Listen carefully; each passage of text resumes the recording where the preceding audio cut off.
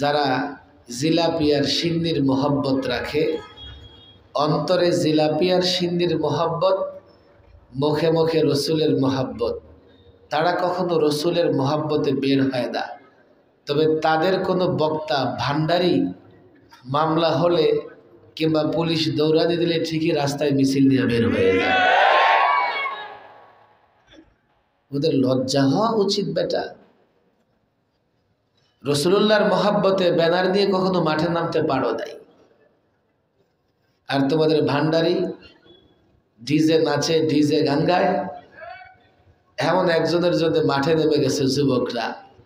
এই চেহারা হাউজে কাউসারের পারে রসুলুল্লাহকে কিভাবে দেখাবা?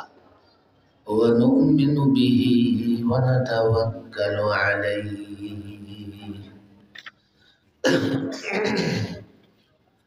ونعوذ بالله من شرور أنفسنا ومن سيئات أعمالنا من يهده الله فلا مضل له ومن يضلله فلا هادي له ونشهد أن لا إله إلا الله وحده لا شريك له ونشهد أن محمدا عبده ورسوله أما بعد فأعوذ بالله من الشيطان الرجيم بسم الله الرحمن الرحيم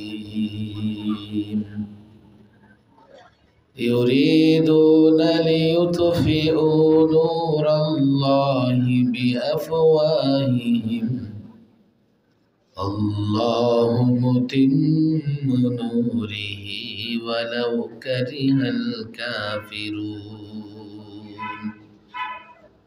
صدق الله مولانا العظيم وصدق رسوله النبي الكريم ونحن على ذلك من الشاهدين والشاكرين والحمد لله رب العالمين দারুস-সুন্নাহ মুরাদগঞ্জ টাইটেল মাদ্রাসার উদ্যোগে আয়োজিত ৪৩তম বার্ষিক ওয়াজ মাহফিলের মোহতারাম সভাপতি হযরত মাওলানা শেখ জিয়াউদ্দিন সাহেব, প্রধান অতিথি আমন্ত্রিত ওলামায়ে কেরাম, ছাত্র ভাইয়েরা, যুবক ভাইয়েরা এবং দিন প্রিয়, ইসলাম প্রিয় তাওহীদি জনতা, আল্লাহ তাবারক ওয়া তাআলার বড় দয়া অনুগ্রহ, যিনি দ্বীনি মাহফিলে বসার, ওলামায়ে কেরামের জবান থেকে আলোচনা শোনার তৌফিক দিয়েছেন, সেজন্য সকলেই অন্তর থেকে কালিমাত শুকর উচ্চারণ করি, বলি আলহামদুলিল্লাহ। বিকেলে একটা সময় মনে হয়েছিল আজকে সিলেটের কোনো প্রোগ্রামই আমার দ্বারা করা হবে না। যেখানে ৩টায় ফ্লাইট ছাড়ার কথা, সেই ফ্লাইট ঢাকা থেকে ছেড়েছে ৫টারও পরে। ২-২.৫ ঘন্টা ফ্লাইটের জন্য অতিরিক্ত অপেক্ষা করতে হয়েছে। এর আগে এয়ারপোর্টে লোকাল ফ্লাইটের জন্য অন্তত আধা ঘন্টা থেকে ১ ঘন্টা আগে এসে বসে থাকতে হয়। ঢাকায় প্রচণ্ড রকমের ঝামেলা, আপনারা হয়তো বা জানেন। গতকাল আরাফাত নামের মাদ্রাসার এক ছাত্র সর্বশেষ শহীদ হয়েছে। ৫ই আগস্টে ফেসিবাদের গুলির মুখে দাঁড়িয়েছিল আরাফাত। আজকে জোহরের পরে তার নামাজে জানাজা। গত ২ দিন আগে আমার দেশ আবার ফিরে এসছে। আমার দেশ পত্রিকাটি 10টা থেকে আমার দেশ পত্রিকার সাংবাদিকের সাক্ষাৎকার দেওয়া, খুব ব্যস্ত সময় পার করার পরে এয়ারপোর্টে এসে 3 ঘন্টা বসে থাকা, এরপরে সিলেট থেকে এয়ারপোর্ট থেকেও কিন্তু বিয়ানীবাজার কম দূরে না, কম পক্ষে 1 থেকে 1.5 ঘন্টার রাস্তা, একটু যানজট হলে 2 ঘন্টার রাস্তা। ঢাকা থেকে 2 ঘন্টা জার্নি করে প্রোগ্রাম রাখি না, কষ্ট হয়ে যাবে। অথচ খেয়াল করে দেখেন, বাসা থেকে, মাদ্রাসা থেকে এয়ারপোর্ট, এয়ারপোর্ট টু এয়ারপোর্ট, এয়ারপোর্টের পরেও আরো 2 ঘন্টা জার্নি। এত লম্বা জার্নি করে বয়ান করার আসলে মন মানসিকতা থাকে না। তাছাড়া জেল থেকে বের হয়েছি, বছর খানেক হয়ে গেছে, কিন্তু কি হবে, জেলের ভেতরে নানা রকমের জটিলতা তৈরি হয়েছিল শারীরিক। 2.5 বছরের জেলে নানা রকমের কষ্ট, মানসিক কষ্ট, শারীরিক কষ্ট, খাবার দাবারের কষ্ট, সব কষ্ট মিলিয়ে শরীরে যে নানা রকমের জটিলতা তৈরি হয়েছে, এগুলো এখনো ঠিক মতো কাটে নাই। একটা সময় সিলেটে আপ ডাউন সফর করেও বয়ান করেছি। ঢাকা থেকে গাড়িতে করে সিলেটে এসেছি, আবার বয়ান করে ফজরের আগে ঢাকায় পৌঁছে গেছি। এবার জেল থেকে মুক্তির পরে সামান্য একটু কষ্টের পরে আর বয়ান করতে মানসিক প্রস্তুতি থাকে না।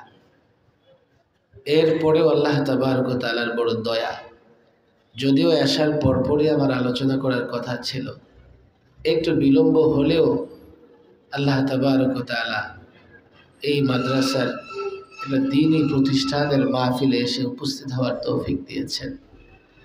সেজন্য দীর্ঘ কথা হবে না, দীর্ঘ কথার সুযোগও নাই।